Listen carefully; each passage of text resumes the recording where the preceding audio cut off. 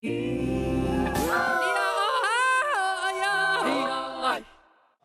of a planned meeting between Chinese President Xi Jinping and U.S. President Donald Trump in Gyeongju, South Korea, anti-U.S. and anti-China protests are happening across the city. DPP legislators call for cross-party unity after China launches a criminal case against one of its lawmakers.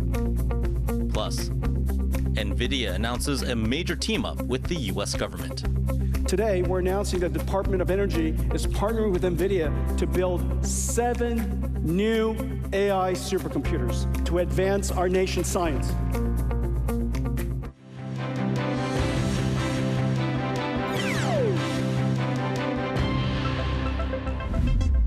Good evening and welcome to TaiwanPlus News. I'm Eric Gao. Authorities in Taiwan are calling out China's latest move to target a ruling party lawmaker. And as Alan Liu reports, even though China does not have legal authority here in Taiwan, its pressure tactics could still have an impact. Taiwan's ruling Democratic Progressive Party is blasting China for targeting one of the party's lawmakers with a criminal investigation. 先透过司法的威吓，让他锁定的个人或团体心生恐惧，这跟他们在香港所做的如出一辙。 The condemnation comes after local authorities in China announced a case against DPP lawmaker Puma Shen, who is viewed by China as a separatist who, quote, divides the country. Chinese state media Xinhua published an article justifying the move, calling it fully supported by facts and grounded in law. But the probe has been rejected by Taiwan's government agency that handles cross-strait matters. 事实上，中共的管辖权不及台湾。 台湾的国民也不受到任何的拘束。 That said, China's pressure tactics could get help from collaborators within Taiwan, and the government is watching out for this. 那我们也会跟相关的警政单位在境内的时候要来注意，也要避免到有在地协力者。 And there are also concerns that the case could make it dangerous for Shen to travel to countries with close ties to China. 因为中共它跟一些比较友好的友中亲中的国家，那它可能有它的一些引渡的一个措施。那这部分我也会建议那个破马委员这边可能也要稍微注意一下。China has long warned against what it calls die-hard Taiwan independence activists. But this is the first time it has formally opened a criminal case against one of Taiwan's lawmakers. As Beijing doubles down on its pressure tactics, DPP lawmakers are calling for unity among Taiwan's political parties against the threats, saying their legislators could be next. Alex Chan, Heng Shi, and Alan Liu for TaiwanPlus. Taiwan's premier says Taipei will pursue compensation for delayed U.S. fighter jet deliveries. 我们当然希望能够如期的交货，但是已经延了。那这个延的过程的责任，美方的制造公司，我们必须要对他提出法律的动作、法律的追偿。 Premier Zuo was responding to Kuomintang lawmaker Xu Chaoxing, who raised concerns over the sale of 66 U.S. F-16V fighter jets. Originally set to be delivered between 2023 and 2026, Xu noted that the jets represent the largest share of military purchases. She added that the U.S. still owes Taiwan over $21 billion in hardware. Premier Zuo says none of the jets have been delivered and that the government will take legal action against the manufacturer. U.S. Defense Secretary Pete Hegseth has praised Tokyo's plan to increase defense spending to 2% of its GDP after meeting Japanese Defense Minister Koizumi Shinjiro. Hegseth said that Japan's move is an important step forward and called for its early implementation. Hegseth and Koizumi spoke in Tokyo on Wednesday, shortly after U.S. President Donald Trump left Japan to attend the APEC summit in South Korea. Koizumi told reporters that growing regional threats led to the decision to increase Japan's defense budget. Nvidia CEO Jensen Huang has announced several new U.S. tech projects and partnerships, including some with the government. Today, we're announcing that the Department of Energy is partnering with Nvidia to build 7 new AI supercomputers to advance our nation's science. The announcements were made at the company's semi-annual conference held in Washington, D.C. for the first time. The location is seen as an appeal to Congress and the Trump administration as the company seeks to play a leading role in building U.S. AI infrastructure and to lift sales restrictions on its chips to China. Huang is scheduled to meet with the U.S. president in South Korea Wednesday ahead of the APEC summit. Huang also says he'll meet South Korean President Lee Jae-myung, and he would announce new partnerships with Samsung and Hyundai later this week.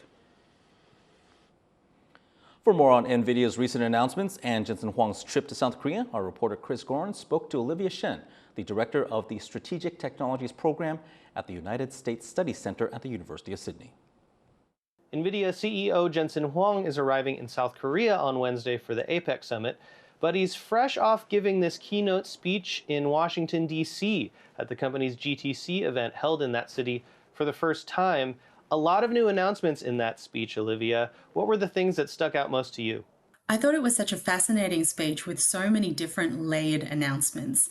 One thing I took away from it is that Nvidia is really trying to dominate the entire technology stack. So not just looking at the opportunities for sales now, but growing their products into different technology verticals right into the future.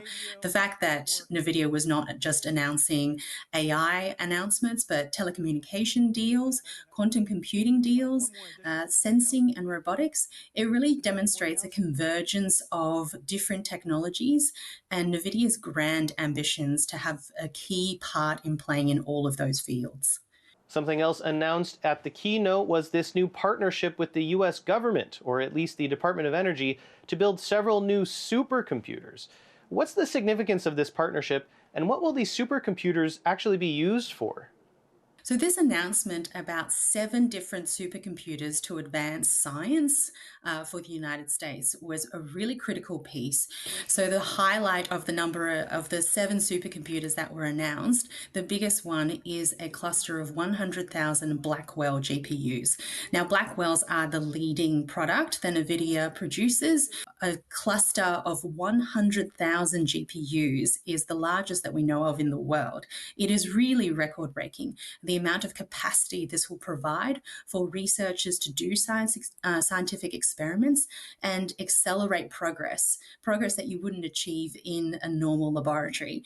Now, there wasn't actually a huge amount of detail on what these supercomputers would be used for.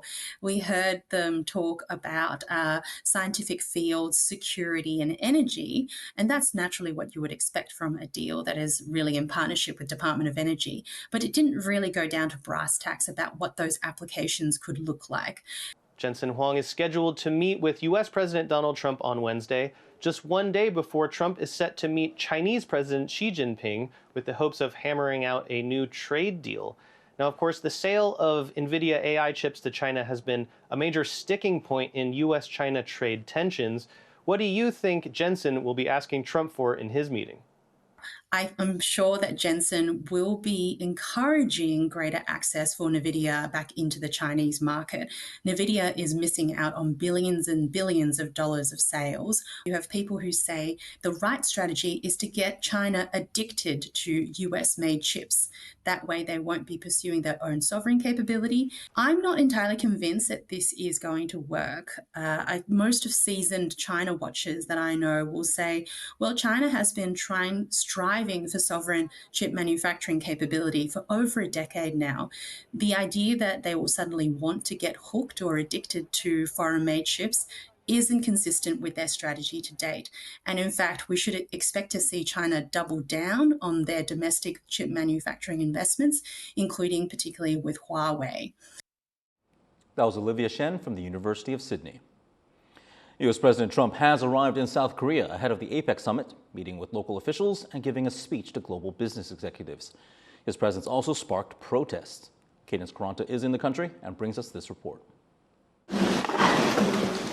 Rolling out the red carpet, South Korean President Lee Jae-myung awards U.S. President Donald Trump his country's highest honor for Trump's role as, quote, peacemaker, the first U.S. president to ever receive it. Later, the two discussed U.S.-Korean relations, talking trade, investment, and security cooperation.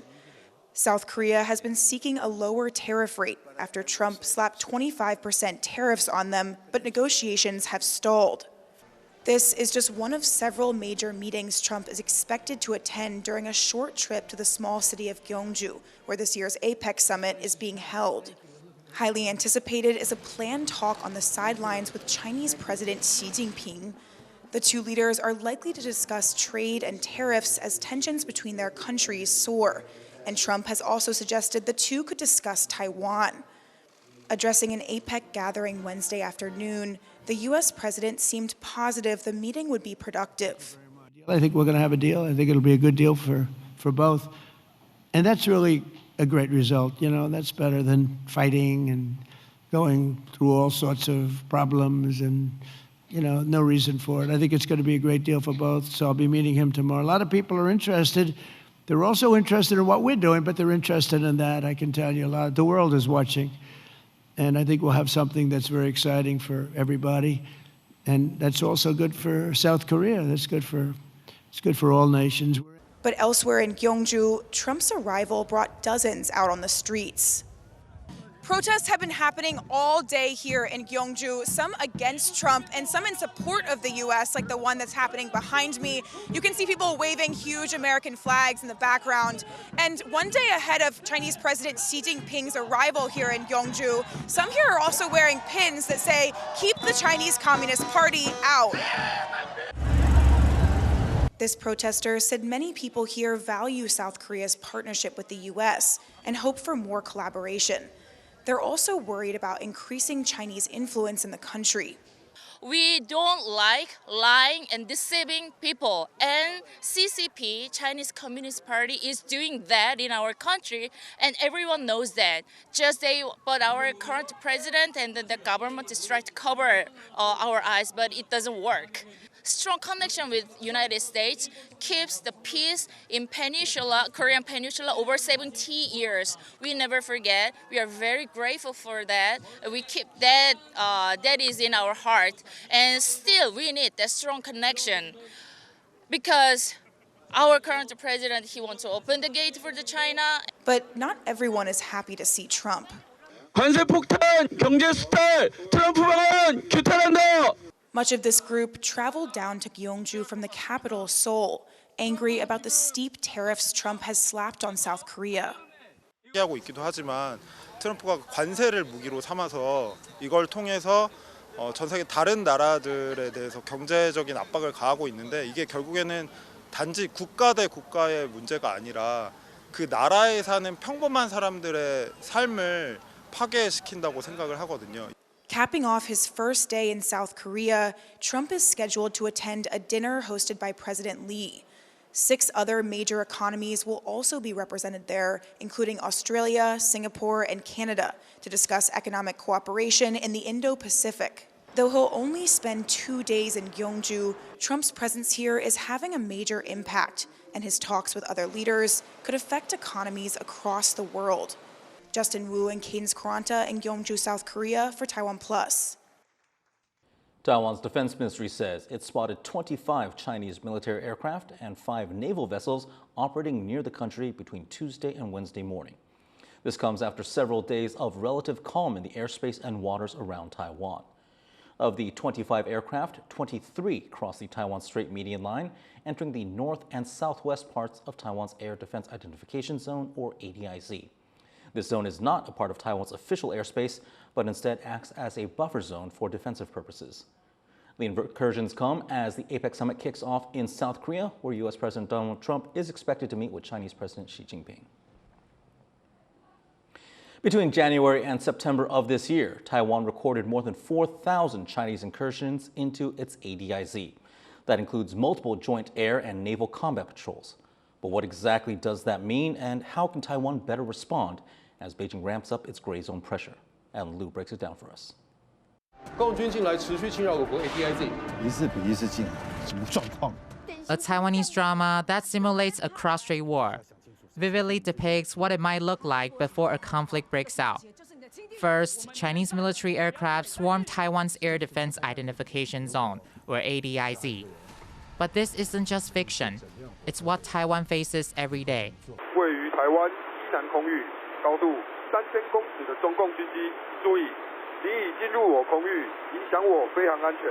Starting in 2016, Taiwan's government began releasing data on Chinese aircraft and naval activity around the country. And in 2020, the Defense Ministry started publishing daily updates on that activity. That's because nearly every day, China's military, the People's Liberation Army, sent aircrafts and vessels into Taiwan's ADIZ. Taiwan has logged more than 4,000 Chinese military aircraft entering its ADIZ in the first 9 months of 2025, hundreds more than during the same period last year. Experts say the Chinese military has shown an ability to sustain such a level of activity against Taiwan, particularly in logistics and maintenance. And it has a lot to do with the plummeting trust across the Taiwan Strait. Beijing's perception of President Lai Ching-te's pro-independence stance has likely led Xi Jinping to abandon expectations of probably improved cross-strait relations or to deliberately apply continuous coercive measures against Taiwan. The main reason is aircrafts move quickly, and waiting until a hostile plane actually enters the country's official airspace could leave too little time to respond. To address the risk, countries extended a buffer zone beyond their national airspace, and that's an ADIZ. Any aircraft passing through this zone should identify itself so that the country can determine whether it poses a threat. But an ADIZ carries no legal authority. It's meant to monitor and identify aircraft without interception. 事实上，在我们讲的这些属于公空领域部分的话，事实上是任何人都可以在这里自由航行的，这是航行的自由权。是，所以在这个地方，我们只能说对他提出一些预警警告，请他离开。Taiwan's ADIZ, established in 1952 with the help of the U.S., covers an area of over 150,000 square nautical miles. Initially, the zone's boundaries included parts of China's airspace. After the addition of the medium line in the Taiwan Strait in 1955, Taiwan's main area of surveillance and defense has been to the east of that line. While the originally drawn air defense identification zone covers a large portion of mainland China, today Taiwan's ADIZ functionally is only enforced east and south of the median line of the Taiwan Strait. In August 2022, then U.S. House Speaker Nancy Pelosi visited Taiwan, marking the highest level U.S. visit to the country in many years. China responded with live-fire drills. Nearly 450 Chinese aircraft flew into Taiwan's ADIZ in August 2022 alone, which remains the highest monthly total on record. Another spike in ADIZ incursions happened in April 2023, after then President Tsai Ing-wen met then U.S. House Speaker Kevin McCarthy in California. That month alone, Taiwan detected 259 Chinese military aircraft entering its ADIZ. All these have raised a critical question. With this large amount of military activity, would an ADIZ incursion ever turn into a war? I don't think that ADIZ incursions alone are a road to a conflict. I do think that generally speaking, ADIZ incursions have created a very good cover for the PLA to have a sustained presence around Taiwan that I think has muddied the waters in terms of what does, for example, a pre-blockade or pre-invasion posture look like. But Taiwan is not sitting idly by. One expert says Taiwan's monitoring capability in its ADIZ is strong overall. And in terms of radar coverage density, Taiwan could be among the best in the world. 因为我们的所谓的雷达密度，事实上在全世界来说，我们台湾真的是属于说，我看的我们这些的专业人员，他如何去从这个雷结琴里面去征收到共机的所有的动态，实际上是掌握得非常清楚的。But simply monitoring isn't enough. Taiwan can also be more proactive in showcasing deterrence.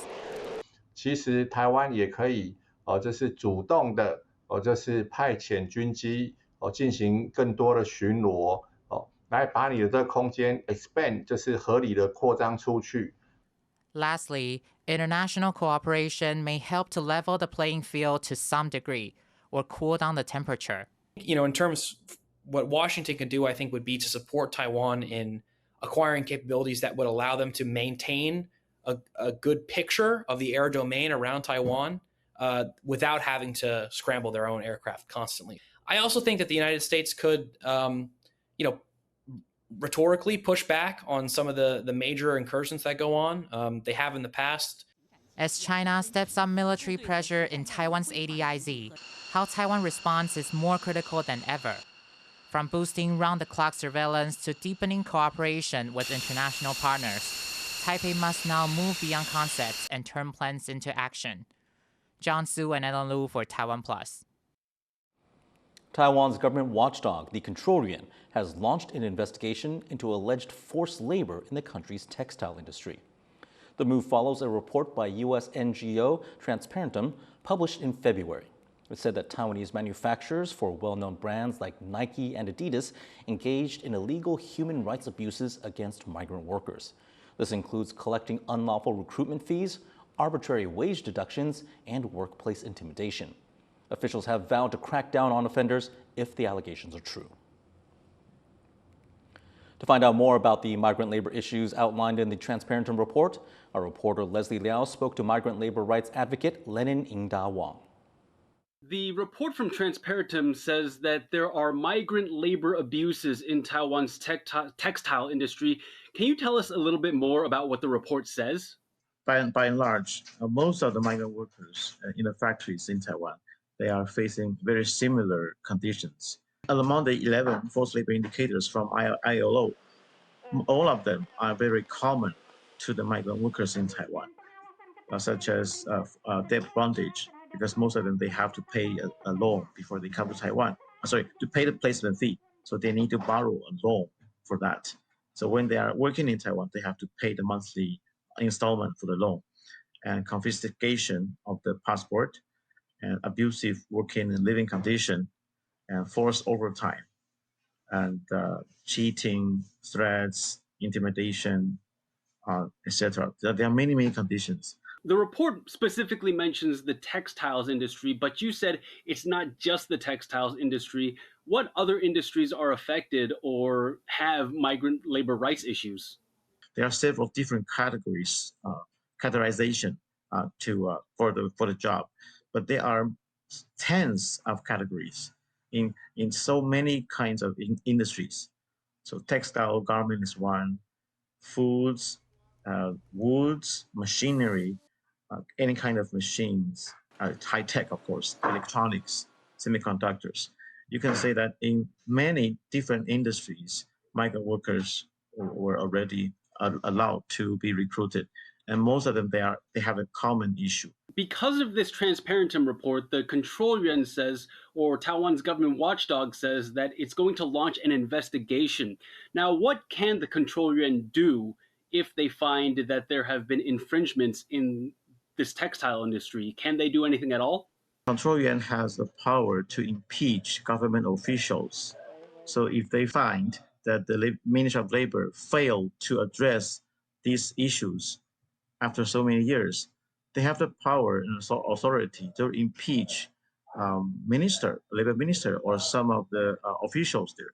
But what we focus is not in impeachment or not. I think the government can surely do something. They can change the laws in Taiwan to adopt the international standards. And actually also, what the Taiwanese government can do is to encourage, to help our suppliers, to help our companies to bargain with the international brands. Because there's a very important part of this fair recruitment.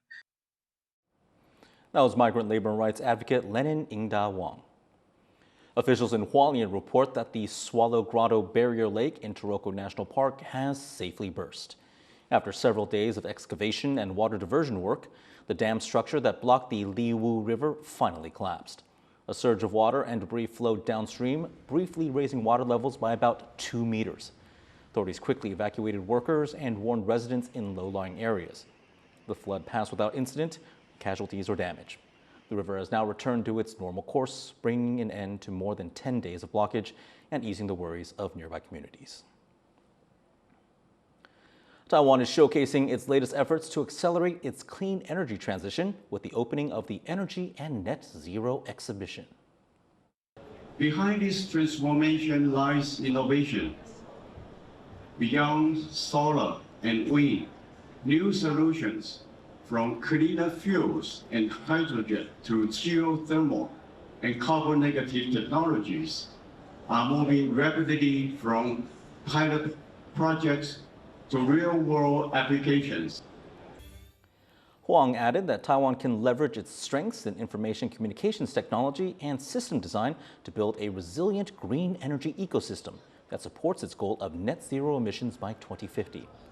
The exhibit also saw the unveiling of Taiwan's first hydrogen cell truck, marking a milestone in the development of the country's hydrogen mobility system.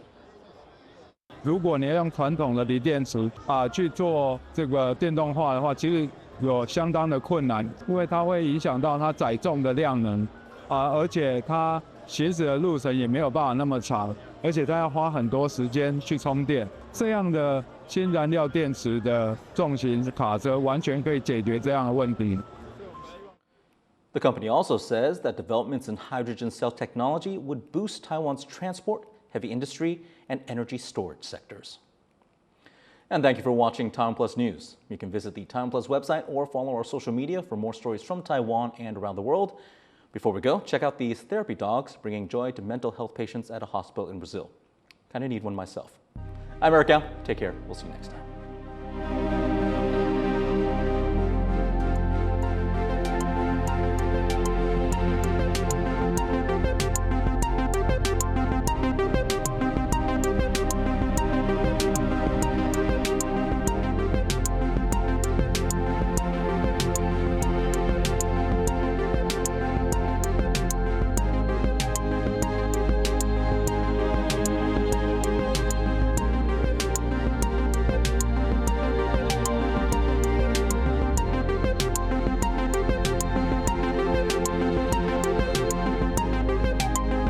For more stories from Taiwan and Osaka, download the TaiwanPlus app.